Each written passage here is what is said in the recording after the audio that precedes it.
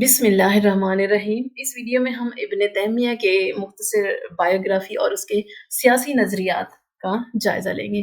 7ویں صدی ہجری تاریخ اسلام کا تاریک ترین زمانہ ہے۔ اس صدی میں عباسی خلافت کا ٹمٹماتا ہوا چراغ گل ہو گیا، جس کے باعث مسلمانوں کی رہی سہی مرکزیت بھی ختم ہو گئی۔ خونخوار تاتاری عذاب الہی بن کر عالم اسلام پر چھائے رہے، جن کے ہاتھوں متعدد سلطنتیں صفحہ ہستی سے مٹ گئی۔ کئی ممالک میں انہوں نے بے دریغ کروڑوں بے گناہوں کا خون بہایا۔ اس سیاسی تباہی کا اثر عقائد و اعمال پر پڑنا لازمی تھا۔ مذہب بے شمار اور لاتعداد بدعات کا مجموعہ بن کر رہ گیا۔ قبر پرستی اور پیر پرستی اسلام کے رکن رکین قرار پائے۔ جہاد اور اجتہاد کی حیثیت داستان پارینہ سے زیادہ نہ رہی۔ علماء اور فقہاء نے مناظروں کی محفلوں میں ایک دوسرے پر کیچڑ اچھالنے کو تفقہ فی الدین کا اعلیٰ معیار سمجھ لیا۔ صوفیہ نے گوشہ تنہائی میں بیٹھنے کو عین تقویٰ قرار دے دیا۔ پھر فلسفہ کی جانب عوام کے میلان نے حالات کے بدتر کرنے میں کوئی کسر اٹھا نہ رکھی۔ مذہبی احکامات کو فلسفہ کی کرسوٹی پر پرکھا جانے لگا، جس کا لازمی نتیجہ یہ ہوا کہ قرآن و احادیث کی عجیب و غریب تعویلیں کی جانے لگی، تاکہ فلسفیانہ تصورات اور اللہ و رسول کے فرمودات میں مطابقت کی راہ نکالی جا سکے۔ اسلامی اصول میں ایسی موشگافیاں ہونے لگیں کہ ان کا سمجھنا عوام تو درکنار خواص کے لیے بھی ممکن نہ رہا۔ اللہ کی سنت ہمیشہ یہی رہی ہے کہ بگڑے ہوئے حالات میں کوئی مجدد و مصلح پیدا کرتا ہے، جو غیر معمولی جرأت و ہمت اور خداداد لیاقت و قابلیت سے کام لے کر معاشرے میں ایک انقلاب عظیم پیدا کر دیتا ہے اور لوگوں کے عقائد کی اصلاح کر کے ان میں قوت عمل کو ایک بار پھر زندہ کر دیتا ہے۔ بغداد کے زوال کے باعث مسلمان جس سیاسی، مذہبی اور سماجی بدحالی میں مبتلا تھے، اس سے نجات دلانے کے لیے اللہ تعالیٰ نے حران کے مقام پر امام تیمیہ جیسا شخص پیدا کیا، جس نے ان خرابیوں کو دور کرنے کے لیے نہ صرف زبان اور قلم سے جہاد کیا، بلکہ شمشیر برہنہ لے کر وہ تاتاریوں کے مقابلے پر ڈٹ گیا۔ اگر وہ نہ ہوتا تو شام و مصر بھی دیگر مشرقی ممالک کی طرح تاتاریوں کی ہولناکیوں کا شکار ہو گئے ہوتے۔ ابن تیمیہ نے اسلام کو بدعتوں سے پاک کیا اور لوگوں کے سامنے وہ خالص اسلام پیش کیا، جسے لے کر محیط وحی علیہ الصلوۃ والتسلیم دنیا میں تشریف لائے تھے۔ یہ ان کا اتنا بڑا کارنامہ ہے جو کبھی فراموش نہیں کیا جا سکتا۔ حالات زندگی کیا تھے ان کے؟ زوال بغداد کے صرف 5 سال بعد، یعنی 10 ربیع الاول 661 ہجری بمطابق 22 جنوری 1263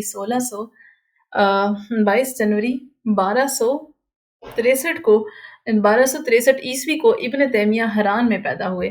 ان کا نام احمد تقی الدین لقب اور ابو العباس کنیت ہے۔ ان کے آباء و اجداد میں ایک شخص محمد بن خضر گزرے ہیں۔ ان کی والدہ کا نام ابن تیمیہ تھا، جن کی علمیت کا شہرہ دور دور تھا۔ اسی قابلے کے نام سے یہ خاندان مشہور ہوا۔ اسی بزرگ اور ذی علم خاتون کی برکت سے اس خاندان نے علم و حکمت میں بلند مرتبہ حاصل کیا اور درس و تدریس کو اپنا مشغلہ بنایا۔ ابن تیمیہ کے والد عبد الحلیم اور دادا عبد السلام کا شمار اپنے زمانے کے ممتاز علماء میں ہوتا تھا۔ یہ دونوں حضرات خصوصاً علم حدیث میں ید طولہ رکھتے تھے اور اس موضوع پر قابل قدر کتابیں بھی انہوں نے لکھی۔ جب ابن تیمیہ نے اس دنیا میں قدم رکھا تو فتنہ تاتار اپنے شباب پر تھا۔ ایران و عراق کی سرزمین کو ملیہ میٹ کر دینے کے بعد تاتاریوں نے شام کی جانب رخ کیا اور ابن تیمیہ کی پرورش بڑے خطرناک دور میں ہوئی۔ ابھی ان کی عمر مشکل سے 6 سال کی ہوئی تھی کہ ان کے خاندان کو حران چھوڑ کر دمشق میں سکونت اختیار کرنی پڑی۔ دمشق آنے کے بعد ابن تیمیہ کی تعلیم کا آغاز ہوا۔ زمانے کے دستور کے مطابق ابتدائی تعلیم گھر ہی میں حاصل کی، قرآن مجید حفظ کیا۔ اس کے بعد صرف و نحو، تاریخ و ادب کی کتابیں پڑھیں۔ 4 سال کے اندر تمام علوم میں مہارت حاصل کر لی۔ شامی اساتذہ سے انہوں نے تفسیر، حدیث اور فقہ کی اعلیٰ کتابیں پڑھیں، حتیٰ کہ 11 سال کی طالب علمی کے بعد 17 سال کی عمر میں انہیں فتویٰ دینے کا مجاز قرار دے دیا گیا۔ 21 سال کی عمر میں والد کا سایہ سر سے اٹھ گیا تو مسند تدریس بھی ورثے میں ملے۔ ان کے علم و فضل کے پیش نظر 30 سال سے بھی کم عمر میں انہیں قاضی القضات کا معزز عہدہ پیش کیا گیا، جسے انہوں نے شرف قبولیت نہ بخشا۔ 7ویں اور 8ویں صدی ہجری اسلامی فقہ کی تاریخ میں عہد مناظرہ کہلاتی ہے۔ اس زمانے میں حنبلیوں اور اشعریوں میں بالعموم مناظرے سے ہوا کرتے تھے۔ ابن تیمیہ کا تعلق حنبلی مکتب فکر سے تھا، اس لیے انہوں نے ربیع الاول 198 عیسوی میں حماد کے مقام پر ایک استفتاء کا جواب لکھا، جو العقیدۃ الحمویہ کے نام سے مشہور ہوا۔ اس میں متکلمین پر نہایت سخت اعتراض کیے گئے تھے اور ان کے خیالات کی پرزور تردید کی گئی تھی۔ یہی فتویٰ ابن تیمیہ کی مخالفت کا سبب بنا اور انہیں فتویٰ دینے سے روک دیا گیا۔ اظہار عقائد کے لیے بار بار دمشق اور قاہرہ کے دربار میں طلب کیا گیا۔ صرف یہی نہیں بلکہ برسوں قید و بند کی صعوبتیں بھی جھیلنی پڑی۔ دمشق اور قاہرہ کے علاوہ کچھ دنوں وہ اسکندریہ میں بھی مقید رہے۔ امام صاحب صرف قلم اور زبان کے مرد میدان نہیں تھے بلکہ تلوار کے بھی دھنی تھے۔ ان کے انفران شباب ہی میں ہلاکو کے بیٹے غازان نے شام پر حملہ کر دیا۔ سلطان مصر کو شکست ہوئی اور غازان حمص پر قابض ہو گیا۔ اس کے بعد وہ دمشق پر قبضہ جمانے کے منصوبے باندھنے لگا۔ اہل دمشق کو جو ہی غازان کے اس ارادے کا پتہ چلا، دمشق میں لوٹ مار کا بازار گرم ہو گیا۔ اس موقع پر ابن تیمیہ نے بڑی دلیری کا ثبوت دیا۔ وہ خود غازان کے پاس گئے اور باشندگان دمشق کے لیے امان نامہ حاصل کرنے میں کامیاب ہو گئے۔ صرف یہی نہیں بلکہ بیت المقدس کے وہ مسلمان جو تاتاریوں کی قید میں تھے، انہیں بھی ابن تیمیہ نے غازان سے کہہ سن کر رہا کرا دیا۔ دمشق میں قیام امن کے سلسلے میں بھی انہوں نے نہایت شاندار کارنامے انجام دیے۔ 7ویں صدی کے آخر سال دمشق پر تاتاریوں کے حملے کی افواہ ایک مرتبہ پھر پھیلی۔ اس مرتبہ ابن تیمیہ نے بجائے امان نامہ حاصل کرنے پر اکتفا کرنے کے ان دشمنان اسلام سے میدان جنگ میں مقابلہ کرنے کا عہد کر لیا۔ وہ اراکین دربار کو جہاد پر آمادہ کرنے کے لیے مصر گئے، جہاں انہوں نے بادشاہ اور اس کے درباریوں کے سامنے جہاد کی ضرورت اور اس کی فضیلت پر کئی زوردار تقریریں کی، جس کا نتیجہ یہ ہوا کہ ارکان حکومت کے حوصلے بلند ہو گئے اور انہوں نے تاتاریوں کا ڈٹ کر مقابلہ کرنے کی تیاریاں شروع کر دی۔ اس کے بعد ابن تیمیہ دمشق آ گئے، لیکن 2 سال کے بعد جب دمشق پر حملہ ہوا تو سلطان مصر گھبرا گئے اور قریب تھا کہ شام و مصر کو تاتاریوں کے رحم و کرم پر چھوڑ کر میدان جنگ سے بھاگ نکلے کہ ابن تیمیہ ایک بار پھر قاہرہ گئے اور بادشاہ کی حوصلہ افزائی میں کامیاب ہو گئے، حتیٰ کہ مارکہ سکجب میں مسلمانوں نے دشمنوں کا ایسا مقابلہ کیا کہ 90,000 تاتاری کام آئے۔ اس جنگ میں ابن تیمیہ نے ایک سرفروش مجاہد کی طرح شمشیر زنی کی۔ ابن تیمیہ نے اپنی تمام تر کوشش اس چیز پر صرف کی کہ مسلمان قرون اولیٰ کی طرف لوٹ جائیں اور کتاب و سنت سے سرمو تجاوز نہ کریں۔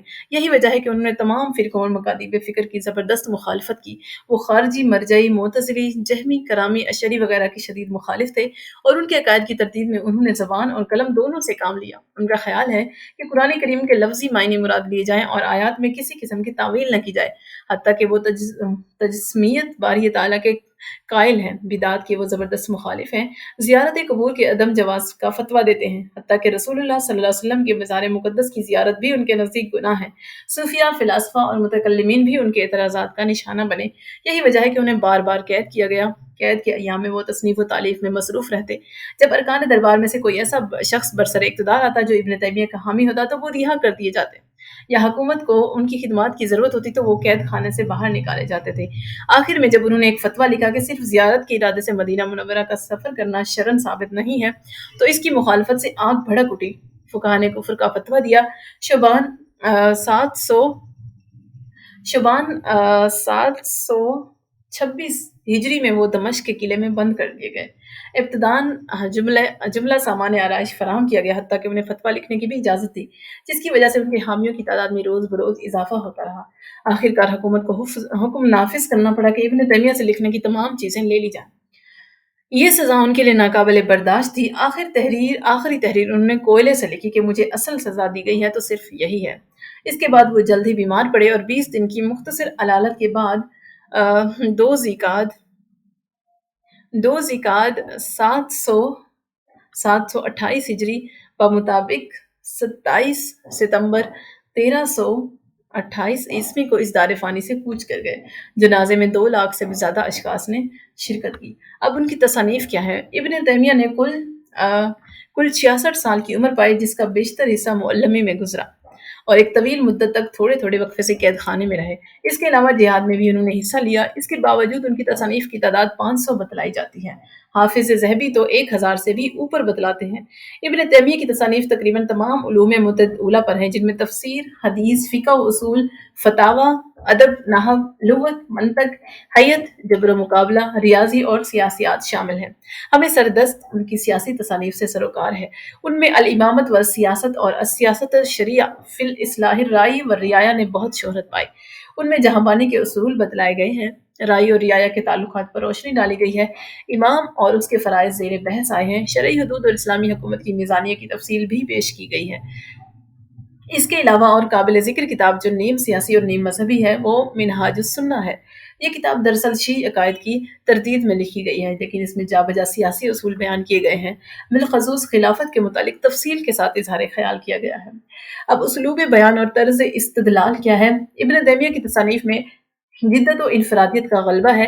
زبان عام طور پر سلیس اور عام فہم استعمال کی گئی ہے، لیکن جہاں مخالفین کے عقائد کی تردید کا موقع ہوتا ہے تو انداز بیان نہایت بلند ہو جاتا ہے اور وہ بلا تکلف دلیل پر دلیل اور ثبوت پر ثبوت دیتے چلے جاتے ہیں، جو عقلی بھی ہوتے ہیں اور نقلی بھی، جن کے سامنے بڑے سے بڑے حریف کو سر تسلیم خم کرتے ہی بن پڑتی ہے۔ کہیں کہیں طنز کا گہرا رنگ بھی پایا جاتا ہے۔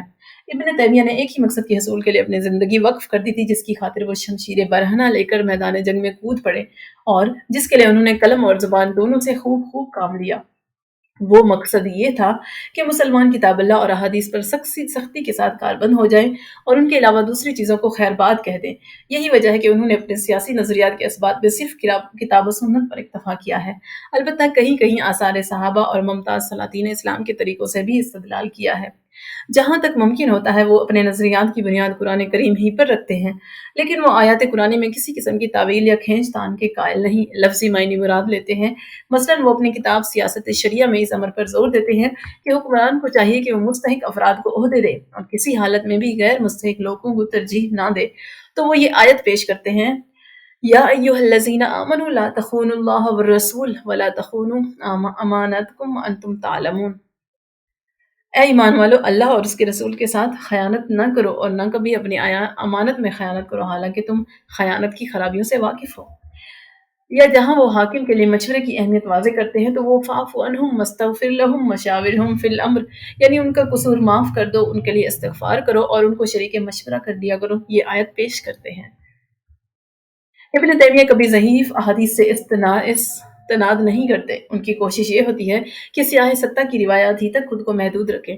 وہ شاذ و نادر ہی دیگر ذرائع سے مدد لیتے ہیں، وہ بھی مسند امام احمد سے آگے قدم نہیں بڑھاتے۔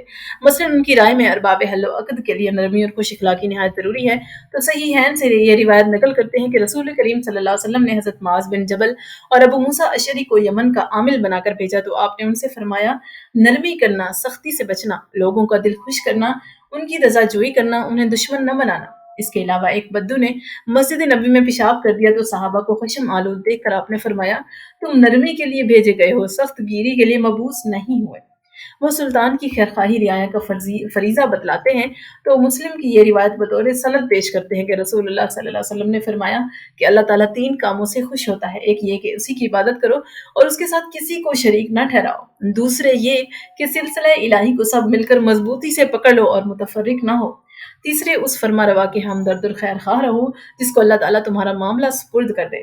ابن تیمیہ مشتبہ روایات کو ضرب المثال پیش کرتے ہیں، مثلاً سلطان ذل اللہ فی الارض، یا یہ روایت کہ ظالم بادشاہ کے ماتحت سال گزارنا سلطان کے بغیر ایک رات رہنے سے اچھا ہے۔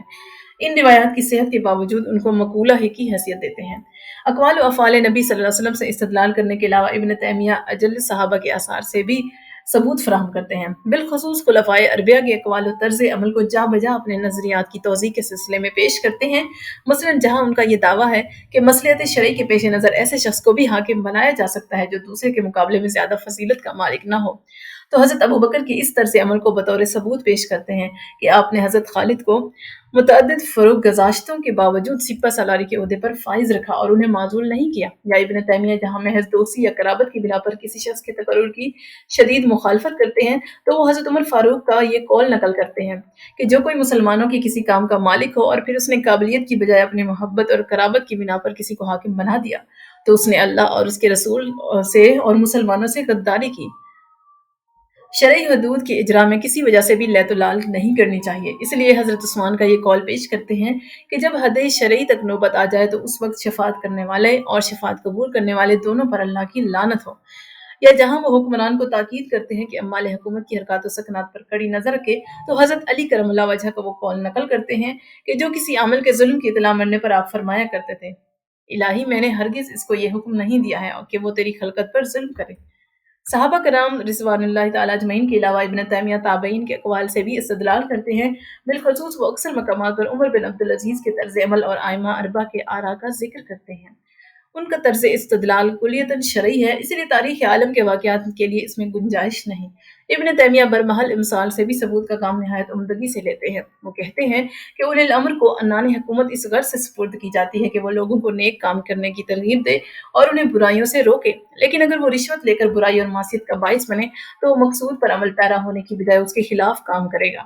اس کی مثال ایسی ہے جیسے تم نے کسی کو اس غرض سے نوکر رکھا کہ وہ دشمن کے مقابلے میں تمہاری مدد کرے گا، مگر اس نے الٹا دشمن کی مدد کر کے تمہیں ہی پیٹنا شروع کر دیا और या वो बमंज़िला उस शख्स के हैं जिसने इस गर्ज़ से माल हासिल किया कि उसके ज़रिए वो जिहाद फ़ी सबीलिल्लाह करे, लेकिन वो काफ़िरों के खिलाफ़ जंग करने की बजाय उल्टा मुसलमानों से लड़ने लगा। वो इकामत हदूद को मुजरिम के लिए बायस रहमत करार देते हुए ये मिसाल पेश करते हैं कि तबीब मरीज़ को कड़वी दवा पिलाता है, बदन के गोश्त को काटता है, पिछने लगवाता है या फसद करा के रगें कटवाता है, बल्कि इंसान खुद भी कड़वी दवाएँ पीता और मुशक्क़त गवारा करता है, ताकि इसके ज़रिए राहत बदनी और नफ़्सी हासिल करे। अब सियासी नज़रियात क्या थे उनके? खिलाफत राशिदा के खात्मे के बाद जितने भी ख़ानदान बरसरे इक़्तिदार आए, वो शरई कवानीन से दूर होते चले गए और ज्यों-ज्यों वक़्त गुज़रता गया, हालात बद से बदतर होते गए। इसीलिए ऐसे सियासी मुफ़क्किरीन जिन्होंने इस्लामी कवानीन पर अपने नज़रियात की बुनियाद रखी, उनके लिए सबसे ज़्यादा मुश्किल मरहला ये दरपेश था कि कानून शरई और अपने ज़माने की हालात में मुताबिकत किस तरह पैदा करें। यही ऐसा मकाम है जहाँ अक्सर ने ठोकर खाई है और मुफ़क्किरीन इस खारदार मैदान से इस तरह दामन बचाने में कामयाब हुए कि उन्होंने इक़्तिदार आला की सिफ़ात और उनके फ़राइज़ की तवील फ़हरिस्त मुरत्तब कर दी और हम असल हुक्मरान जो इन सिफ़ात में से किसी सिफ़त का भी हामिल नहीं, उसकी बरतरफ़ी या बहाली के मुतल्लिक़ किसी किस्म का इज़हार ख़याल नहीं किया। इब्न तैमिया जिनके सियासी तसव्वुरात कुल्लियतन कुरान और हदीस से माख़ूज़ हैं, उनको भी हम असर सियासी हालात में मुताबिकत पैदा करने का कठिन मामला पेश आया, तो उन्होंने एक नई राह निकाल दी। वो ये कि दीगर मुफ़क्किरीन की तरह वो हुक्मरान के औसाफ भी नहीं बयान करते, बल्कि वो अपनी तमाम तर तवज्जो शरई अहकामात की तशरीह और तौज़ीह की तरफ मबज़ूल करते हैं। उनके सियासी अफ़कार का महवर ये है कि अहकाम शरिया मुआशरे की इस्तिलाह व तंज़ीम किस हद तक मुआविन है, लेकिन वो इस बहस से पहलू तही कर जाते हैं कि हम असर सियासत का दीनी अहकामात से क्या ताल्लुक़ है और उसे दीनी बनाने के लिए क्या-क्या तब्दीली में बरूए कार लानी चाहिए। अब इंसानी तबके के बारे में इब्न तैमिया ना तो इंसानी खसाइस पर रोशनी डालते हैं और ना वो इस अमर से बहस करते हैं कि इज्तिमा कैसे-कैसे वजूद में आया। वो ना तो फ़ाराबी की तरह मुआहिदा इमरानी पर यकीन रखते हैं और ना ही गज़ाली के हम ख़्याल हैं कि इक़्तिज़ाए फ़ितरत इंसानी का नतीजा है। वो तमाम चीज़ों को उनकी मौजूदा सूरत में तस्लीम कर लेते हैं। उनको इससे कोई सरोकार नहीं कि इब्तिदाअन उनके साथ क्या थी और किन-किन इब्तिदाई मराहिल से गुज़री है। वो तमाम इंसानों को हमजिन्स बतलाते हैं, अदना व आला की तमीज़ करके वो शदीद मुखालिफ़ हैं। उनके नज़दीक हर वो शख़्स जो इस बात का ख़्वाहाँ हो कि वह दूसरों से आला व अरफ़ा हो जाए और लोग उसके दस्ते नगर हों, तो इंसानियत की तौहीन का बाइस बने और पूरी इंसानियत के साथ ज़ुल्म करने का मुर्तकिब है। वो कहते हैं कि खुद को दूसरों से बरतरफ़ करने की ख़्वाहिश इंसान के कमीना और रज़ील जज़्बात की मज़हर है। इसके बावजूद इब्न तैमिया का कहना है कि मर्तबे में इंसान बराबर ज़रूर हैं, लेकिन सलाहियतों में एक-दूसरे में ज़बरदस्त फ़र्क होता है। तमाम इंसान एक जैसी सलाहियत के मालिक नहीं होते। लोग अक़ल और दीन में मुख्तलिफ़ दर्जे रखते हैं और अपने इस दावे के सबूत में कुरानी आयात पेश करते हैं। हुवल्लज़ी जअलकुम खलाइफ़ल अर्दि व रफ़अ बअदकुम फ़ौक़ बअदिन दरजातिन लियब्लुवकुम फ़ीमा आताकुम। वही खुदा है जिसने तुमको ज़मीन में नाइब बनाया, तुम्हें एक दूसरे पर फ़ौक़ियत बख्शी ताकि अपनी अता करदा नेमतों में तुम्हें आज़माए। नीज़ ये आयत नहनु क़समना बैनहुम मईशतहुम फ़िल हयातिद दुनिया व रफ़अना बअदहुम फ़ौक़ बअदिन दरजातिन लियत्तख़िज़ बअदुहुम बअदन सिख़रिया। हमने उनकी रोज़ी दुनियावी ज़िंदगी में तक़सीम कर दी है और बाज़ के दर्जे दूसरों से बुलंद कर दिए हैं कि वो एक दूसरे को खिदमतगार बना लेता है। इब्न तैमिया के नज़दीक इंसान को 4 गिरोह में तक़सीम किया जाता है। पहला गिरोह उन लोगों का है जो दूसरों पर ग़लबे के ख़्वाहाँ हैं और खुदा की ज़मीन पर फ़साद का बीज बोते हैं। ये तबका मलूक और रुअसाए मुफ़सिदीन पर मुश्तमिल है। इस गिरोह की अफ़राद की मिसाल वो फ़िरौन से देते हैं और उन्हें बदतरीन खलाइक बतलाते हैं। दूसरी किस्म में ऐसे लोग शामिल हैं जिनको किसी किस्म की फ़ौक़ियत और बरतरी तो हासिल नहीं, लेकिन वो फ़साद बर्पा करने का मंसूबा बनाते रहते हैं। इस गिरोह में चोर और दीगर जराइम पेशा लोग शामिल हैं। तीसरे गिरोह में ऐसे लोग शामिल हैं जो गलू और बरतरी के ख़्वाहाँ ज़रूर हैं, लेकिन इसके लिए फ़साद बर्पा करने का कसद नहीं करते। इस गिरोह में वो मज़हबी रहनुमाओं को शामिल करते हैं जो दीन के ज़रिए बरतरी के हुसूल के मुतमन्नी हैं। चौथे और आखिरी गिरोह में ऐसे अफ़राद दाखिल हैं जो दूसरों से अफ़ज़ल होते हुए भी रूए ज़मीन पर ना तो किसी किस्म की बरतरी के ख़्वाहाँ होते हैं और ना वो फ़साद बर्पा करने का कसद करते हैं। यही खैरुल बरिया के लक़ब से मुलक़्क़ब हैं। अब दीन और सियासत। इब्न तैमिया के नज़दीक दीन और सियासत लाज़िम व मलज़ूम हैं। एक के बगैर दूसरे का तसव्वुर भी उनके नज़दीक महाल है। उनकी राय में सियासत का मकसद तक़र्रुब इलल्लाह और इकामत दीन है और जब लोग तक़र्रुब इलल्लाह के जुइयाँ होते हैं और इकामत दीन और उनका मतलूब मकसूद बन जाता है, तो लाज़मी नतीजा ये होता है कि माल अल्लाह की राह में बेदरीग़ ख़र्च किया जाने लगता है, जिसके बायस दीन और दुनिया की फ़लाह व बहबूद हासिल होती है। वो सियासत शरिया में लिखते हैं कि विलायत हुक्मरानी का लाज़मी मकसद ख़ल्क़ खुदा के दीन की इस्लाह है। अगर लोगों का दीन बर्बाद हो जाए तो ये बेहद मुहलक होगा और माल के एतबार से वो दुनियावी नेमतें उनको कुछ फ़ायदा न दे सकेंगी जिनसे मुनम्मे हकीकी ने नवाजा है। इस किसी किताब में एक और जगह इस तरह से रकम तराज है कि अगर सल्तनत दीन से महरूम हो या दीन हुकूमत की पुश्तपनाही से आरी हो, तो लोगों के अहवाल फासिद हो जाते हैं। वो अपने ज़माने के खलफशार की सबसे बड़ी वजह अम्माले हुकूमत की हकीकत ईमान और कमाल दीन से महरूमी को करार देते हैं। ان کے نزدیک دین کی سیاست علیحدگی خواہ کسی صورت میں بھی ہو بنی نوع انسان کے لیے بے حد مضر ہے۔ وہ کہتے ہیں کہ جب کبھی دین اور سیاست میں جدائی ہوتی ہے تو دو گروہ معرض وجود میں آتے ہیں۔ ایک گروہ ان لوگوں کا ہوتا ہے جو دیندار تو ہوتے ہیں لیکن قوت حرب، جاہ اور مال سے جن کا دین خداوندی محتاج ہے دین کی تکمیل نہیں کر سکتے، اور دوسرا گروہ ایسے والیان ریاست پر مشتمل ہوتا ہے جو مال اور حربی قوت کو بروئے کار تو لاتے ہیں لیکن ان سے ان کا مقصد اقامت دین نہیں ہوتا۔ ابن تیمیہ کسی کی لگی لپٹی نہیں رکھتے، وہ نہایت واضح الفاظ میں لکھتے ہیں کہ یہ دونوں گروہ مغضوب علیہم ولا ہیں، ان میں سے ایک بھی صالح کہلانے کا مستحق نہیں ہے۔ ان کا دعویٰ ہے کہ صلاح امت میں صرف ایسے لوگوں کو داخل کیا جا سکتا ہے جو اپنے مقتول بھر حصول ولایت کے لیے جدوجہد کریں، اور اس سے ان کی نیت یہ ہو کہ اگر اللہ تعالیٰ انہیں کسی ولایت کا والی بنا دے گا تو وہ اسی کی اطاعت کریں گے اور تا حد امکان اس کے دین کا بول بالا کریں گے، مسلمانوں کی ہمدرد اور بہی خواہ رہیں گے، واجبات کی ادائیگی اور محرمات سے اجتناب کرتے رہیں گے۔ یہ عجیب بات ہے کہ ابن تیمیہ سیاست اور مذہب کو مختلف افراد کے سپرد کیے جانے کے حامی بھی ہیں۔ شاید اس کی وجہ یہ ہو کہ وہ بھی اپنے زمانے کے حالات سے متاثر ہوئے بغیر نہ رہ سکے۔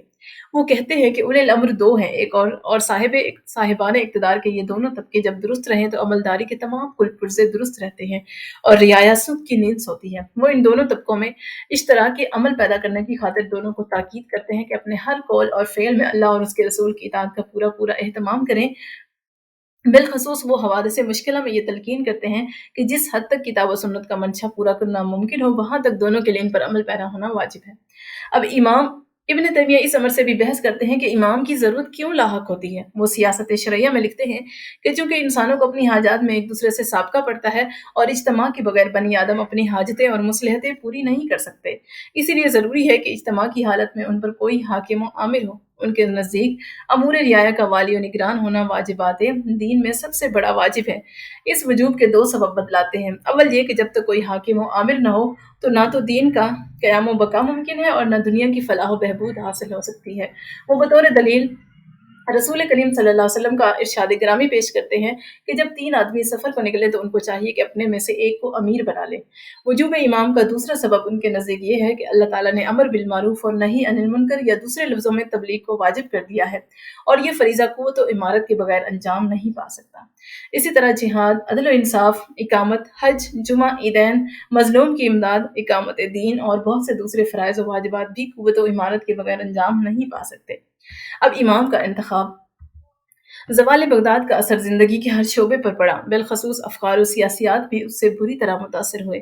اسی زمانے سے مفکرین نے حقیقت پسندانہ رویہ اختیار کیا جس کی عمدہ مثال ابن تکتکی ہے۔ ابن تیمیہ نے اپنے زمانے کے تقاضے کے مطابق حقیقت پسند بھی ہیں اور حنبلی فرقے سے تعلق رکھنے کی وجہ سے شرعی قوانین سے سر منہ انحراف کرنے پر بھی آمادہ نہیں۔ وہ شریعت کو امت مسلمہ یا اہل السنت والجماعت کے لیے اقتدار اعلیٰ کہتے ہیں۔ بائیں ہمہ اپنے زمانے کے سلاطین کو جائز حکمران سمجھتے ہیں اور امت کے لیے ان کی اطاعت کو لازمی قرار دیتے ہیں تاکہ اصلاح دین و دنیا میں کسی قسم کا خلل واقع نہ ہو۔ ان کو خلیفہ اور خلافت کے مسئلے سے کوئی خاص دلچسپی نہیں، یہی وجہ ہے کہ ماوردی اور دیگر مفکرین کی طرح وہ خلیفہ کے اوصاف کی فہرست نہیں پیش کرتے۔ ان کے نزدیک امام کے انتخاب کا طریقہ کوئی مسئلہ نہیں، ان کا کہنا ہے کہ امام کا تقرر اللہ تعالیٰ ہی کرتا ہے جو اجماع کے بے خطا طریقے سے عمل میں آتا ہے، البتہ وہ امام کو شرعی احکامات کے شکنجے میں جکڑ دیتے ہیں۔ ان کے نزدیک امام خواہ کسی طریقے سے بھی برسر اقتدار آیا ہو یا چند بنیادی صفات کے سوا نظری اوصاف کا بھی حامل نہ ہو، لیکن وہ اصلاح دین و دنیا کی خاطر کتاب و سنت کے ذرعی اصول پر کاربند رہے تو امت کے لیے ایسا فرما روا باعث رحمت ہے۔ لیکن ایسا حاکم جو شرعی طریقے پر منتخب ہوا ہو اور معیاری اوصاف کے ساتھ متصف ہو لیکن امور مملکت کے چلانے میں شرعی حدود کی پابندی نہ کرے تو امت کے لیے ایسا شخص لعنت سے کم نہیں۔ فرائض کے بارے میں ابن تیمیہ سربراہ حکومت کے فرائض سے نہایت تفصیل کے ساتھ بحث کرتے ہیں۔ ان کا سب سے بڑا فرض اس امانت کی نگہداشت ہے جو بطور حکومت اس کے سپرد ہوئی ہے۔ ان کا کہنا ہے کہ ولایت اور حکومت ایک امانت الہی ہے جس کا ادا کرنا اس کے موقع محل میں واجب ہے۔ وہ احادیث نبوی سے استدلال کرتے ہیں کہ رسول اللہ صلی اللہ علیہ وسلم نے حضرت ابو ذر غفاری سے فرمایا کہ اے ابو ذر، امارت اور حکومت ایک امانت الہی ہے اور یہ قیامت کے دن حسرت و ندامت کا باعث ہوگی سوائے اس شخص کے جس نے اس کو اس کے حق کے ساتھ قبول کیا اور اس کے تمام حقوق ادا کرتا رہا۔ آپ نے ایک اور موقع پر فرمایا، کوئی شخص ایسا نہیں جس کو احکم الحاکمین نے کوئی حکمرانی بخشی ہو اور وہ ایسی حالت میں دنیا سے رخصت ہو کہ رعیت سے کسی خیانت کرتا رہا ہو اور خالص اور بے لوث خیر خواہی نہ کی ہو تو حق تعالیٰ اس پر قیامت کے دن جنت کی خوشبو حرام کر دے گا۔ حقوق کا تحفظ۔ ابن تیمیہ کہتے ہیں کہ امانات دو طرح کی ہوتی ہیں، ایک امانت فی الولایت اور دوسری امانت فی الاموال۔ ان کا کہنا ہے کہ اللہ تعالیٰ اس ارشاد سے ان اللہ یامرکم ان تودوا الامانات الی اہلها واذا حکمتم بین الناس ان تحکموا بالعدل ان اللہ نعم من یعظکم بہ ان اللہ کان سمیعا بصیرا۔ اللہ تعالیٰ تمہیں حکم دیتا ہے کہ تم امانتیں ان کے مالکوں کو ادا کرو، اور جب تم لوگوں کے درمیان فیصلہ کرو تو انصاف کے ساتھ کرو۔ اللہ تعالیٰ تم کو اچھی نصیحت کرتا ہے، بے شک اللہ تعالیٰ سننے والا اور دیکھنے والا ہے۔ اس میں جس امانت کا ذکر ہے وہ امانت فی الولایت ہے۔ وہ اس آیت کی شان نزول یہ بتاتے ہیں کہ فتح مکہ کے بعد حضرت عباس نے خانہ کعبہ کی کلید برداری کا عہدہ تفویض کیے جانے کی دربار رسالت میں درخواست کی تو یہ آیت نازل ہوئی۔ رسول اللہ صلی اللہ علیہ وسلم نے حسب ثابت کنجیاں بنو شیبہ ہی کے حوالے کر دیں۔ اس آیت میں اس کی شان نزول سے ابن تیمیہ یہ ثابت کرتے ہیں کہ مسلمان اولی الامر پر سب سے بڑا فرض یہ عائد ہوتا ہے کہ اعمال مسلمین میں سے ہر عمل پر ایسے شخص کو عامل بنایا جائے جو مسلمانوں میں سب سے زیادہ اہل ہو۔ اس کو وہ امانت فی الولایت کہتے ہیں۔ وہ بطور ثبوت مستدرک حاکم سے یہ حدیث پیش کرتے ہیں کہ جو شخص کسی کا والی ہو اور اس نے یہ جانتے ہوئے کہ ایسا شخص بھی میسر آ سکتا ہے جو مسلمانوں کے حق میں اس سے زیادہ بہتر ہوگا، اور کسی ایسے شخص کو حکومت دے دی تو اس نے اللہ اور اس کے رسول سے اور مومنوں سے خیانت کی۔ اس لیے ان کا کہنا ہے کہ والی حکومت پر واجب ہے کہ ولایتوں کے دوسرے عہدیدار ایسے لوگوں کو مقرر کرے جو ان خدمات کے لیے موزوں ترین ہو، اور والی حکومت کا یہ فرض ہے کہ ذمہ داری کا ہر عہدہ پر کرنے کے لیے پوری صحیح اور جستجو کرے تاکہ قابل سے قابل آدمی مہیا کیے جائیں۔ وہ تاکید کرتے ہیں کہ ایسے شخص کو جو کسی عہدے کا متمنی ہو یا اس کے لیے درخواست کرے کبھی اسے وہ عہدہ نہ دیا جائے۔ مزید توضیح کے لیے ان وجوہات کی نشاندہی کرتے ہیں جن کی وجہ سے نااہلوں کو مستحقین پر ترجیح دی جاتی ہے۔ اس کی پہلی وجہ یہ بتلاتے ہیں کہ ملکی یا قومی تعصب کے باعث اکثر ایسا ہوتا ہے کہ اہل اور لائق افراد کو نظر انداز کر دیا جاتا ہے اور نااہلوں کو بڑے بڑے عہدے سونپ دیے جاتے ہیں۔ دوسری وجہ رشوت ہوتی ہے کہ نااہل بڑی سے بڑی رقم دے کر عہدے خرید لیتے ہیں۔ تیسرا سبب یہ ہوتا ہے کہ سربراہ حکومت کے دل میں قابل و مستحق شخص کے خلاف کینہ و عداوت کے جذبات موجزن ہوتے ہیں، اور وہ اس کینہ کی وجہ سے اس کا حق دوسروں کو دے دیتا ہے۔ ان وجوہات کے بتلانے کے بعد ابن تیمیہ کہتے ہیں کہ ان میں سے کوئی بھی وجہ ہو اور ان کے علاوہ کوئی کسی اور سبب کی بنا پر ناقابل کو جس والی حکومت نے ترجیح دی تو اس نے اللہ اور اس کے رسول اور مسلمانوں سے غداری کی۔ وہ اس امر کی اجازت دینے پر آمادہ نہیں کہ امیر اپنے بیٹے کو دوسروں کے مقابلے میں ترجیح دے، خواہ یہ ولایت کے سلسلے میں ہو یا اس کا تعلق اموال سے ہو۔ اگر ایسا کرے گا تو وہ خیانت کا مرتکب ہوگا۔ وہ عمر بن عبدالعزیز کا واقعہ بیان کر کے اس بات کی طرف اشارہ کرتے ہیں کہ عقل مندی کا تقاضا یہ ہے کہ اولاد کو خلاف شرع ترجیح نہ دی جائے۔ حضرت عمر بن عبدالعزیز نے اپنے بیٹوں کو ہمیشہ ناجائز طریقے سے دولت حاصل کرنے سے باز رکھا، اور آخری وقت میں جب لوگوں کا اصرار بڑھا کہ اولاد کو مفلسوں کا لاش چھوڑ کر نہ جائیے تو انہوں نے لڑکوں کو بلا کر فرمایا کہ میں تمہیں تمہارے حق سے زیادہ ہرگز نہیں دے سکتا۔ ابن تیمیہ کہتے ہیں کہ اس امانت کا نتیجہ یہ ہوا کہ خدائے غنی نے حضرت عمر بن عبدالعزیز کے فرزندوں کو بہت آسودگی اور فارغ البالی بخشی۔ وہ اس واقعے کے راوی کو قول نقل کرتے ہیں کہ میں نے ان کے ایک صاحبزادے کو دیکھا کہ اس نے ایک مرتبہ جہاد فی سبیل اللہ میں 100 گھوڑے پیش کیے تھے۔ مزید وضاحت کے لیے وہ 2 بادشاہوں کی اولاد کا ذکر کرتے ہیں جن میں سے ایک کے بیٹوں کو ان کے جائز حق کے طور پر 20 درہم بطور میراث ملے تھے، اور دوسرے کی اولاد کو ناجائز طور پر 6 لاکھ اشرفیاں ترکے میں ملی تھیں۔ لیکن اتنی بڑی رقم کے باوجود ان شہزادوں کا یہ حال ہو گیا کہ وہ نان شبینہ کے محتاج ہو گئے، اور ان میں سے اکثر کو دریوزہ گیری کرتے دیکھا گیا۔ ابن تیمیہ نے اس بات کی وضاحت کی ہے کہ سعی و کوشش کے باوجود کوئی موضوع آدمی دستیاب نہ ہو سکے تو بحالت مجبوری اسی قابلیت کے آدمی پر اکتفا کیا جائے جو میسر ہو۔ وہ لکھتے ہیں کہ جب فرما روا نے اپنی طرف سے قابل ترین شخص کے حاصل کرنے کی کوشش کی مگر ایسا موضوع شخص میسر نہ آ سکا تو اس نے اپنی طرف سے حق امانت ادا کر دیا اور وہ اپنے فریضے سے عہدہ برا ہوا۔ ایسا شخص اللہ تعالیٰ کے نزدیک عادل اور انصاف پسند ائمہ کے زمرے میں داخل ہو گیا، کیونکہ قیامت کے دن ہر شخص سے اسی کی باز پرس ہوگی جس کی وہ استطاعت رکھتا ہے۔ اللہ تعالیٰ فرماتا ہے فَاتَّقُوا اللَّهَ مَا اسْتَطَعْتُمْ، اللہ تعالیٰ سے ڈرتے رہو جہاں تک تم سے ہو سکے، اور فرمایا لا یکلف اللہ نفسا الا وسعها، اللہ تعالیٰ کسی پر اس کی طاقت سے زیادہ بوجھ نہیں ڈالتا۔ اب قیام عدل، ابن تیمیہ کے نزدیک اولی الامر کا ادائے امانت کے علاوہ دوسرا فریضہ قیام عدل ہے۔ انہوں نے عدل کی اہمیت بیان کرنے میں بہت زور بیان صرف کیا ہے۔ وہ کہتے ہیں کہ انصاف ہی پر دین و دنیا کی فلاح کا دار و مدار ہے، اور بغیر عدل کے فلاح دارین کا حصول ناممکن ہے۔ وہ اہمیت عدل کے لیے قرآن کریم اور احادیث نبوی سے دلائل دیتے ہیں۔ وہ قرآنی آیت لقد ارسلنا رسلنا بالبینات وانزلنا معهم الکتاب والمیزان لیقوم الناس بالقسط، ہم نے اپنے رسولوں کو نشانیاں دے کر بھیجا اور اس کے ساتھ کتاب اور ترازو اتاری تاکہ لوگ انصاف پر قائم رہیں، اس سے عدل کی اہمیت واضح کرتے ہیں۔ اس کے علاوہ متعدد احادیث अहादीस भी पेश करते हैं जिनमें इमाम आदिल की तारीफ व तौसीफ बयान की गई है। मसलन इमाम आदिल जो रियाया पर इंसाफ से हुकूमत करता है, उसका एक दिन 60 साल की इबादत से बेहतर है। या अल्लाह ताला को अपनी मखलूक में सबसे ज़्यादा महबूब इमाम आदिल और सबसे ज़्यादा मबगूज़ ज़ालिम हुक्मरान है। इन अहादीस के अलावा एक और हदीस बयान करते हैं जिसमें इमाम आदिल को उन 7 आदमियों में से एक बतलाया गया है जो क़यामत के दिन अर्श के साए में होंगे, जबकि इसके सिवा कोई साया न होगा। इब्न तैमिया आदिल हुकूमत के लिए, जिसे वो सियासतुल अदलिया का नाम देते हैं, 2 बुनियादी असूल बतलाते हैं।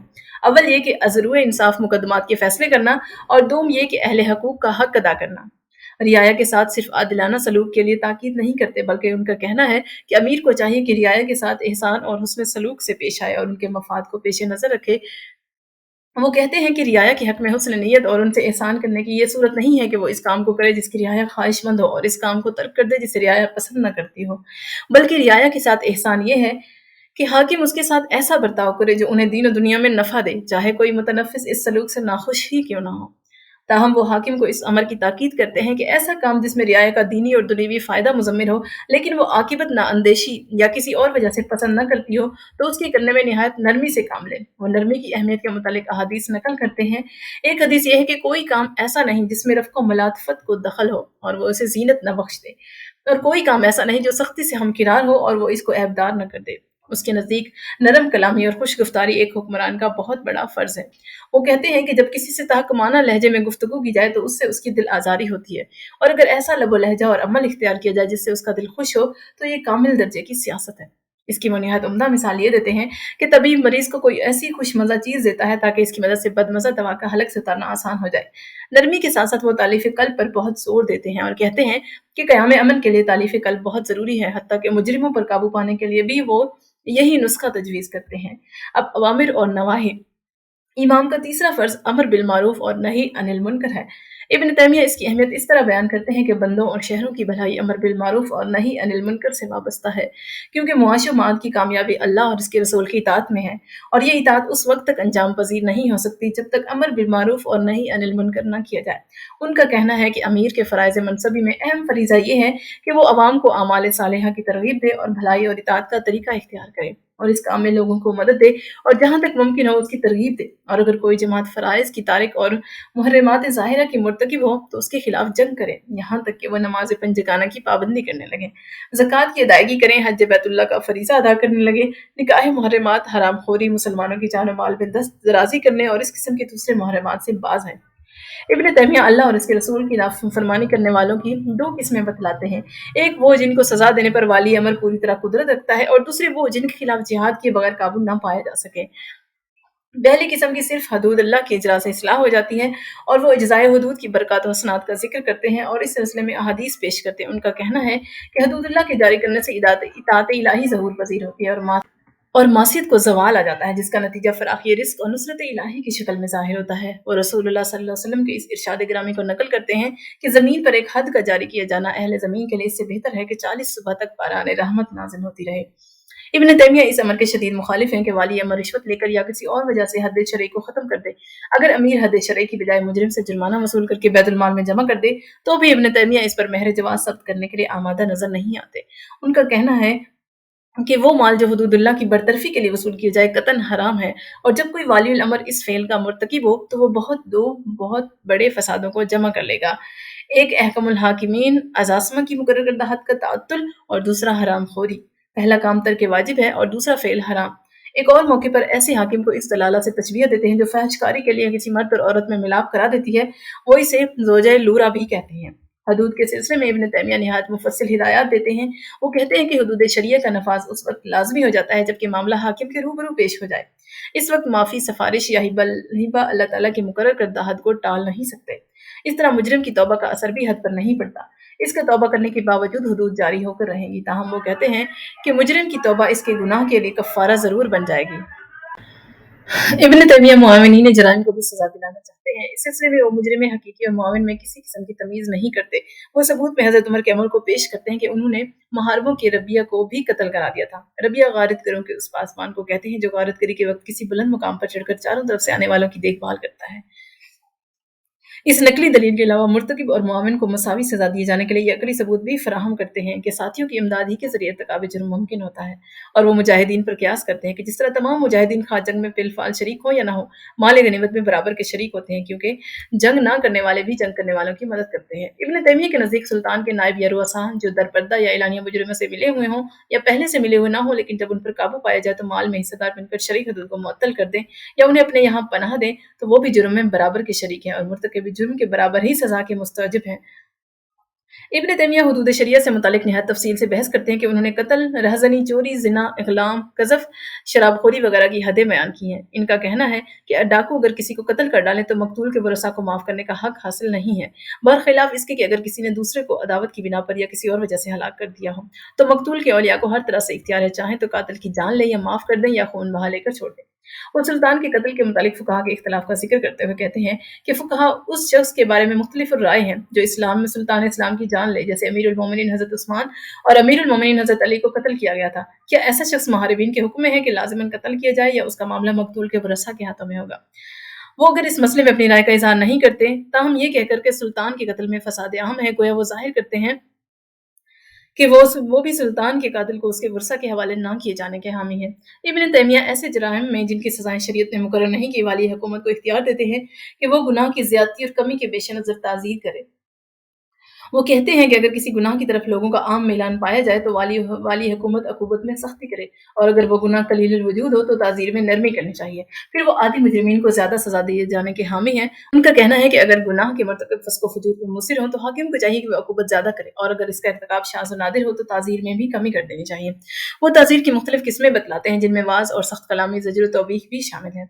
वो मुकाते और तर्की कलाम को भी ताज़ीर बतलाते हैं। आमिल की माज़ूली और इसे इस्लामी खिदमत देना बंद कर देना, कैद-ओ-बंद की सज़ा और तशहीर भी ताज़ीर की मुख्तलिफ सूरतें हैं। वो वाली हुकूमत को तंबीह करते हैं कि किसी हालत में भी ताज़ीर को शरई हुदूद के मसावी ना होने दें। हदूद या ताज़ीर का इजरा पहली किस्म के मुजरिमीन की इस्लाह के लिए काफ़ी है, लेकिन जहाँ तक दूसरी किस्म के नाफरमानों का ताल्लुक है, उनको ज़ेर करने के लिए इब्न तैमिया वाली हुकूमत को जिहाद करने की तलकीन करते हैं। वो जिहाद का मकसद ये बतलाते हैं कि दीन तमाम का तमाम अल्लाह ही का हो जाए और कलिमतुल्लाह बुलंद हो। उनका कहना है कि दीन दो ही चीज़ों के ज़रिए कायम होता है, अव्वल कुरान, दो तलवार। उनके अल्फाज में दीन का क़याम किताब हादी और हदीद नासिर यानी तलवार के बगैर मुमकिन नहीं। वो हर उस शख्स के खिलाफ जिहाद का फतवा देते हैं जिनको रसूलुल्लाह सल्लल्लाहु अलैहि वसल्लम की दावत दीन पहुंची हो और उसने इस दावत पर लब्बैक ना कहा हो। वो कुरान करीम के लफ्जी मफहूम के मुताबिक उस वक्त तक जिहाद करने का हुक्म देते हैं जब तक फितना बाकी रहे और दीन सब का सब अल्लाह ही का ना हो जाए। उस शख्स के खिलाफ जिहाद करने को फ़र्ज समझते हैं जो कलिमतुल्लाह की राह में हायल हो। अलबत्ता ऐसे लोगों को कत्ल ना करने की ताकीद करते हैं जो जंग में हिस्सा नहीं लेते, मसलन औरतें, बच्चे, राहिब, ज़्यादा मोमिन अशखास और आफित रसीदा लोग। लेकिन ये लोग अगर ज़बान या फ़ेल से जंग करें तो उनके कत्ल किए जाने पर मोहर जवाज़ सख्त करते हैं। वो ये भी वाज़ेह करते हैं कि जिहाद उस वक्त तक वाजिब नहीं जब तक इस्लामी हुकूमत को मुकाबले की पूरी कुव्वत ना हासिल ना हो जाए। इब्न तैमिया तारिक फ़राइज़ के खिलाफ भी जिहाद करने के वजूब का फतवा सादिर करते हैं। वो अपने दावा की दलील में मुनकरीन ज़कात से हज़रत अबू बकर के जिहाद करने का वाक़या बयान करते हैं। वो अहादीस नबी की रूह से खारिजियों की सरकूबी करने का हुक्म देते हैं और कहते हैं कि रसूलुल्लाह सल्लल्लाहु अलैहि वसल्लम ने फरमाया, अनकरीब एक कौम ज़ाहिर होगी जिनकी नमाज़ों के मुकाबले में तुम अपनी नमाज़ों को और जिनके रोज़ों के मुकाबले में तुम अपने रोज़ों को हकीर जानोगे। वो लोग कुरान पढ़ेंगे लेकिन वो उनके हलक से नीचे नहीं उतरेगा। दीन से इस तरह निकल जाएंगे जिस तरह तीर कमान से निकल जाता है। इब्न तैमिया बिला खौफ तरदीद कहते हैं कि इस हदीस से खारजियों की तरफ इशारा है। हाकिम का तर्ज अमल इन फ़राइज़ के अलावा इब्न तैमिया के नज़दीक वाली अमर पर एक और फरीज़ा आयद होता है, वो ये कि किरदार और इखलाक के लिहाज से वो खुद को बुलंद रखे, बिलखसूस चंद इखलाक का पैदा करना इसके लिए ज़रूरी करार देते हैं। तकलीफ़ और मुश्किलात के मौक़ों पर सब्र से काम लेना, गुस्सा पी जाना और लोगों को माफ़ कर देना और हवा व हवस की मुखालफत, शर व गुरूर से दस्तबरदारी ख़ास औसाफ़ हैं।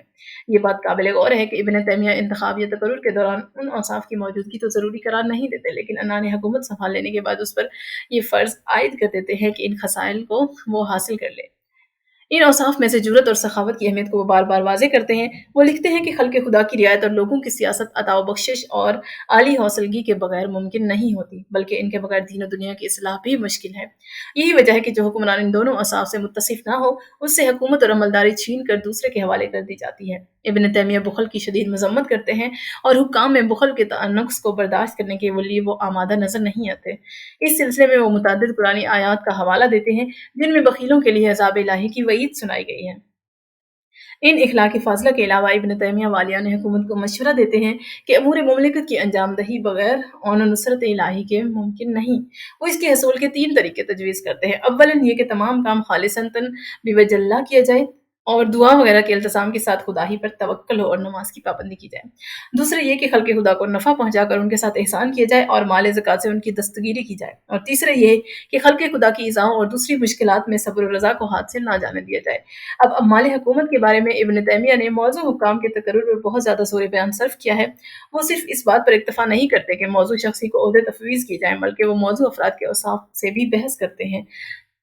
जिन 2 सिफ़तों की तरफ ख़ुसूसी तवज्जो देने की सिफ़ारिश करते हैं, वो क़ुव्वत और अमानत है। इन औसाफ़ की अहमियत वो कलामुल्लाह से साबित करते हैं और कहते हैं कि हज़रत मूसा अलैहिस्सलाम मिस्र से जब मदियन पहुँचे तो शुएब अलैहिस्सलाम की साहबज़ादी ने हज़रत मूसा को मुलाज़िम रखने के लिए अपने वालिद से सिफ़ारिश की, तो यही 2 सिफ़तें गिनवाईं, या अबत इस्ताजिरहु इन्ना खैर मन इस्ताजरतुल क़वियुल अमीन। अब्बा इनको नौकर रख लीजिए, क्योंकि बेहतर से बेहतर आदमी जो अपना नौकर रखना चाहे मज़बूत और अमानतदार होना चाहिए। इब्न तैमिया को इस बात का एहसास है कि इन 2 सिफ़ात का एक शख्स में जमा होना दुश्वार है। इसका हल वो ये तजवीज़ करते हैं कि ओहदे के एतबार से जो सिफ़्त ज़्यादा ज़रूरी है, इस सिफ़्त के हामिल अशख़ास को दूसरों पर तरजीह दी जानी चाहिए। वो लिखते हैं कि लोगों में क़ुव्वत व अमानत का जमा होना कलीलुल वजूद है, यानी हर विलायत और हर महल में वही वाजिब है जो वहाँ के मुताबिक और मुनासिब हाल हो। और जब 2 शख्स देखे जाएँ तो उनमें से एक तो अमानत में सबसे बड़ा हो और दूसरा क़ुव्वत में सबसे फ़ाइक हो, तो वहाँ उस शख्स को तरजीह दी जानी चाहिए जो इस विलायत के लिए ज़्यादा नफ़ा बख्श हो और इसमें लोगों के लिए कम से कम ज़रर का एहतमाल हो। लेकिन ऐसे ओहदे जहाँ दोनों सिफ़तें मसावी तौर पर मतलूब हों, वहाँ इब्न तैमिया एक की जगह 2 आमिल के तकर्रुर की सिफ़ारिश करते हैं। मसलन अफ़सर खराज में क़ुव्वत व अमानत दोनों दरकार होते हैं। क़ुव्वत ना हो तो खराज की वसूली में मुश्किलात पेश आएंगी, और अमानत ना हो तो वसूल करदा रकम बजाय अवाम के फ़ायदे के अफ़सर खराज खुद अपने ऊपर खर्च कर डालेगा। लेकिन इन 2 सिफ़ात से मुत्तसिफ़ आदमी ना मिल सकने की सूरत में वो ये कहते हैं कि जब कोई मसलहत एक आदमी के तकर्रुर तकमील पज़ीर ना हो तो एक से ज़्यादा आदमी मुतय्यन किए जाएँ। अमाल के तकर्रुर में वो निहायत दिलचस्प मशवरा देते हैं कि सरबराह ममलिकत अपने मिजाज व आदात के बरक्स लोगों को मुंतखब करे ताकि एक दूसरे की कमी को पूरा करें। वो कहते हैं कि जब खलीफतुल मुस्लिमीन या अमीर हलीमुत्तबा और नरम मिजाज हो, तो नाइबुल सल्तनत ऐसा होना चाहिए जो शिद्दत की तरफ माइल हो, और जब सुल्तानुल मुस्लिमीन के मिजाज में शिद्दत और गज़ब हो तो उसके नायब को हलीमुत्तबा और नरम दिल होना मुनासिब है, ताकि दोनों के इम्तिजाज से एतदाल पैदा हो जाए। इब्न तैमिया अपने इस दावे के सबूत में निहायत उम्दा तारीखी मिसाल देते हैं कि यही वजह है कि हज़रत अबू बकर सिद्दीक़ ने खालिद को अपना नायब बनाया, और ये तो हर शख्स को मालूम होगा कि हज़रत अबू बकर की तबीयत निहायत नरम थी और हज़रत फ़ारूक ने खालिद को माज़ूल करके अब हज़रत अबू उबैदा को कायद अफ़वाज मुकर्रर फरमाया, क्योंकि खालिद हज़रत उमर की तरह गर्म मिजाज थे और अबू उबैदा के मिजाज में अमीरुल मोमिनीन अबू बकर सिद्दीक़ की तरह हिल्म व इनकिसार था। हज़रत खालिद की माज़ूली से इससे उम्दा और क्या तौजीह हो सकती है। इमाम इब्न तैमिया इस मुश्किल का हल भी बतलाते हैं कि एक ओहदे के लिए 2 या 2 से ज़ायद ऐसे अशख़ास हों जिनकी सिफ़ात बराबर दर्जे की हों, तो उनमें से किसको तरजीह देनी चाहिए। वो ऐसी सूरत में किसी एक के इंतखाब का हक वाली अमर को नहीं देते। उनका कहना है कि ऐसा करने में अमीर की ज़ाती पसंद और नापसंद को ज़्यादा दखल हो जाएगा। इसके लिए वो कुरानंदाज़ी का तरीका तजवीज़ करते हैं। इसके सबूत में वो कुरानंदाज़ी खिलाफ़ इस्लाम नहीं है। रसूलुल्लाह सल्लल्लाहु अलैहि वसल्लम की हदीस पेश करते हैं कि अगर लोगों को मालूम हो कि अज़ान देने और सफ़े अव्वल में नमाज़ पढ़ने का कितना दर्जा है, तो हर शख्स अज़ान देने और सफ़े अव्वल में नमाज़ पढ़ने की कोशिश करे और कुरानंदाज़ी के बगैर उनसे बाज़ रहना गवारा ना करे। इब्न तैमिया मज़ीद कहते हैं कि सहाबा ने मसाइल को कुरानंदाज़ी के ज़रिए हल किया है। वो जंग क़ादिसिया का वाक़या बयान करते हैं कि लश्कर इस्लाम में अज़ान की बाबत नज़ा हो गई। हर शख्स अज़ान देने का ख़्वाहां था। आखिरकार हज़रत साद बिन अबी वक़्क़ास ने, जो मुसलमानों के कमांडर थे, कुरा डालकर इसका फ़ैसला किया। इब्न तैमिया अम्माल हुकूमत में चंद मस्बत सिफ़ात के अलावा चंद मनफ़ी खूबियों के भी ख़्वाहां हैं। उनमें सबसे ज़्यादा अहम उनके नज़दीक ये है कि कोई आमिल शराबी ना हो। वो शराबी अम्माल की माज़ूली की ताकीद करते हैं और कहते हैं कि हज़रत उमर ने एक आमिल को सिर्फ शराब की तारीफ़ करने पर बर्खास्त कर दिया था। वो अम्माल हुकूमत को तोहफ़े तहाइफ़ कबूल करने से भी मना करते हैं। उनका कहना है कि अल्लाह ताला ने हुक्काम पर रियाया की क़ज़ाए हवाइज को वाजिब कर दिया है, लेकिन वो रियाया की मुश्किलात दूर करने और हाजात बरलाने की बजाय उल्टा उनसे हदिया और नजराने वसूल करें तो आखिरत के बदले दुनिया के खरीदार होंगे। सिपा सालार, जैसा कि हमने देखा कि इब्न तैमिया हुक्काम में 2 बुनियादी सिफ़ात के ख़्वाहां हैं, अव्वल अमानत और दोम क़ुव्वत। लेकिन वो ओहदा और फ़राइज़ के मुताबिक किसी एक सिफ़्त में कमी होने में मज़ायका नहीं समझते। सिपा सालार के लिए अमानत से ज़्यादा क़ुव्वत पर ज़ोर देते हैं। उनके नज़दीक क़ुव्वत से मुराद शुजाअत क़ल्ब, लड़ाई की महारत और जंगी हीला साज़ी और फ़रेबकारी है। इसके अलावा तीर अंदाज़ी और शहसवारी को भी सिपा सालार के लिए लाज़मी करार देते हैं। इसलिए वो फ़ासिक व फ़ाजिर को भी सिपा सालार मुकर्रर किए जाने में मज़ायका नहीं समझते, बल्कि ऐसे अमीर और मुत्तकी पर जो ज़ईफ़ और दरमांदा हो कवि फासिक व फाजिर को तरजीह देते हैं और इस सिलसिले में इमाम अहमद बिन हम्बल का कौल नकल करते हैं कि जब उनसे पूछा गया कि फाजिर कवि और सालेह ज़ईफ़ में किसको कायदे अफ़वाज बनाना चाहिए, तो उन्होंने जवाब दिया कि फाजिर कवि को, क्योंकि उसकी कुव्वत का फ़ायदा मुसलमानों के लिए है और इसमें जो फ़िस्क व फ़ुजूर है वो सिर्फ़ उसकी ज़ात के लिए ज़रर रसां है। और साले ज़ईफ़ का सलाह तकवा गो उसकी ज़ात के लिए मनफ़अत बख्श है, लेकिन मुसलमानों के लिए उसका ज़ौफ़ हलाकत आफ़रीन है। इब्न तैमिया एक और दलील देते हैं कि रसूल खुदा सल्लल्लाहु अलैहि वसल्लम ने हज़रत खालिद को बहुत बाद में इस्लाम लाने के बावजूद अमीर लश्कर मुकर्रर फरमाया। अगरचे हज़रत खालिद से ऐसी हरकत सरज़द होती रहीं जो रसूल खुदा सल्लल्लाहु अलैहि वसल्लम की तबीयत पर शाक गुज़रती थीं। बरख़िलाफ़ इसके सरवर कायनात सल्लल्लाहु अलैहि वसल्लम ने हज़रत अबू ज़र ग़फ़ारी को इमारत और विलायत कबूल करने से मना फरमाया। इसकी वजह ये थी कि हज़रत अबू ज़र अगरचे सिद्क़ व अमानत में बड़े मुमताज़ दर्जे के मालिक थे, लेकिन उनमें क़ुव्वत की बड़ी कमी थी। इब्न तैमिया सरबराह मुमलिकत को ये हक देते हैं कि वो मसलहतन किसी कम दर्जे के शख्स को सिपा सलार मुकर्रर कर दे, अगरचे उसकी मातहती में उससे बुलंद मर्तबे के लोग हों। उसका सबूत ये देते हैं कि हज़रत उसामा शाम की मुहिम में सिपा सलार नामज़द किए गए, हालांकि ज़ेर कमान जलीलुल कदर सहाबा थे। काजी इब्न तैमिया काजियों के इंतखाब में बेहद एहतियात बरतने की ताकीद करते हैं। उनके नज़दीक काजी का दायरा निहायत वसी है।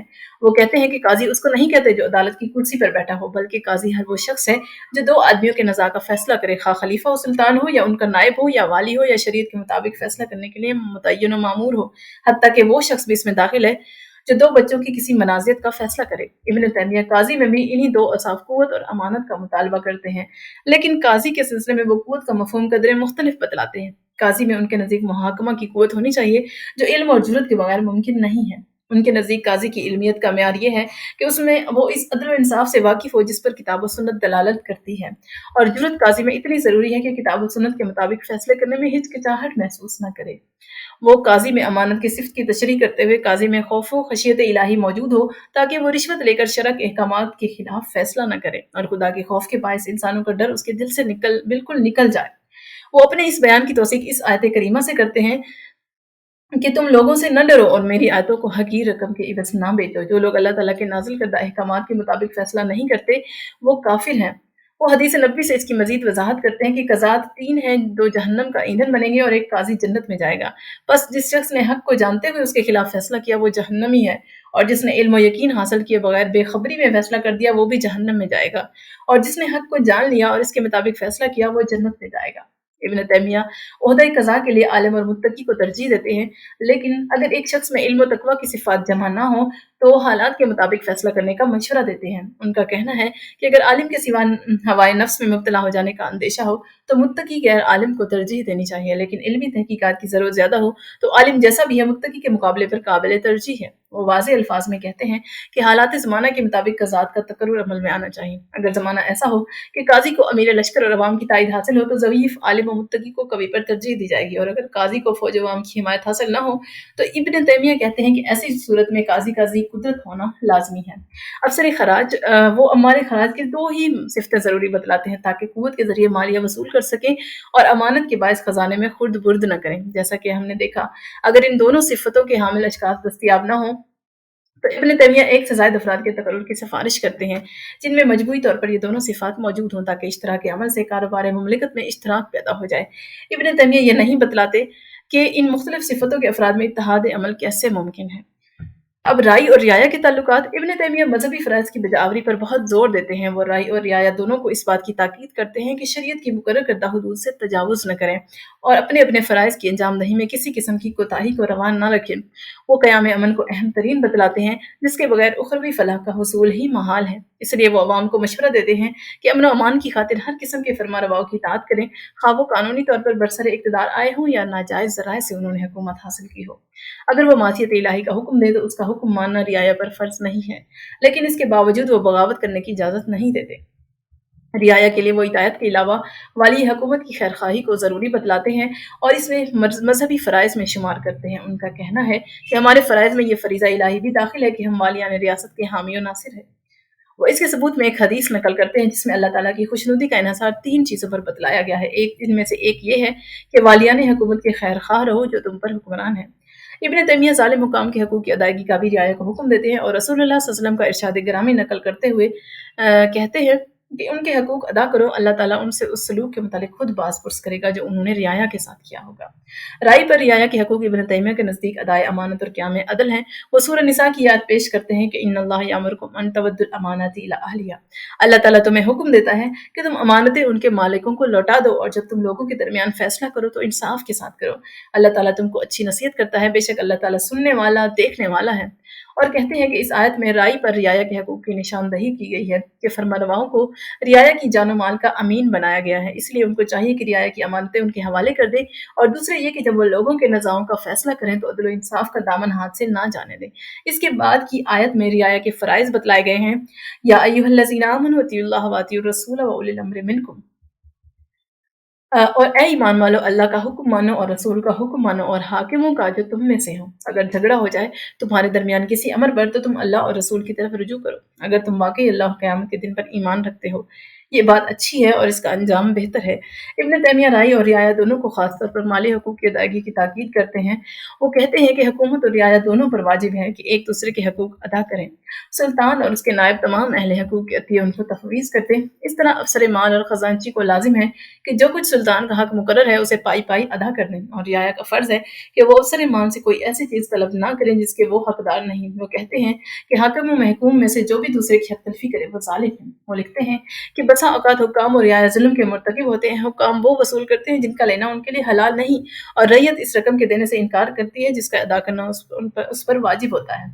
सिर्फ मालियात नहीं बल्कि फ़ौजदारी के मामलात में भी हक तलफ़ी होती है। हुक्मरान कभी लोगों को ऐसे मामलात में सज़ा दे देते हैं जिनमें सज़ा देना जायज़ नहीं, और ऐसी सज़ाएँ माफ़ कर देते हैं जिनका जारी होना वाजिब होता है। रियाया के हालात से आगाही हासिल करने के लिए वो सिफ़ारिश का तरीका तजवीज़ करते हैं ताकि हुक्काम को रियाया की ज़रूरत का इल्म हो और राई और रियाया के ताल्लुकात हमदर्दाना नौइयत के हों। वो इरशाद नबी का हवाला देते हैं कि जो लोग मुझ तक अपनी हाजतें पहुँचाने की ताकत नहीं रखते, उनकी हाजतें और ज़रूरतें मेरे सामने पेश किया करो, और जो कोई गैर मुस्तती अहले हाजात की ज़रूरियात हुक्काम तक पहुँचाएगा, अल्लाह तबारक व तआला उसको पुलिस सिरात पर उस दिन जब तक कि जिस दिन लोगों के कदम लड़खड़ाते होंगे साबित कदम रखेगा। अब मालियात के बारे में इब्न तैमिया मालियान हुकूमत को उन्हीं मालियात की वसूल की इजाज़त देते हैं जो किताब व सुन्नत से साबित है, यानी ज़कात, माल गनीमत और फ़ै, और इनमें से हर मद की तौज़ीह भी करते हैं। ज़कात का निसाब और वो चीज़ें जिन पर ज़कात ली जाए उनसे इब्न तैमिया बहस नहीं करते। अलबत्ता वो मुस्तहिकीन ज़कात की तफ़सील बयान करते हैं जिनका ज़िक्र सूरह तौबा में आया है। कवि और रोज़ी कमाने की ताकत रखने वालों को ज़कात का मुस्तहिक नहीं बतलाते, और ग़ालिबन इससे उनका मतलब ये है कि ऐसे आदमी जो रोज़ी कमा सकते हैं और रोज़ी हासिल करने के मौक़े भी उनको मैसर हों, लेकिन इसके बावजूद वो हाथ पैर ना हिलाएँ, तो उनको ज़कात की रकम देना जायज़ नहीं है। मक़रूज़ के बारे में इब्न तैमिया की राय है कि बक़द्रे कर्ज़ ज़कात की मद से उसका कर्ज़ अदा कर देना जायज़ है, बशर्ते कि ये कर्ज़ किसी गुनाह या अय्याशी के बाइस न हो गया हो। अगर ऐसा हुआ हो तो ज़कात की मद से उसकी अदायगी उस वक़्त तक न की जाएगी जब तक कि मक़रूज़ इन मासी से ताइब न हो जाए जिसकी वजह से वो कर्ज़दार हो गया है। वो फ़ी सबीलिल्लाह के तहत नादार मुजाहिदीन की खुराक और उनके लिए इस्तेहाद का इंतज़ाम कराने के अलावा हज फ़ी सबीलिल्लाह को भी दाखिल करते हैं।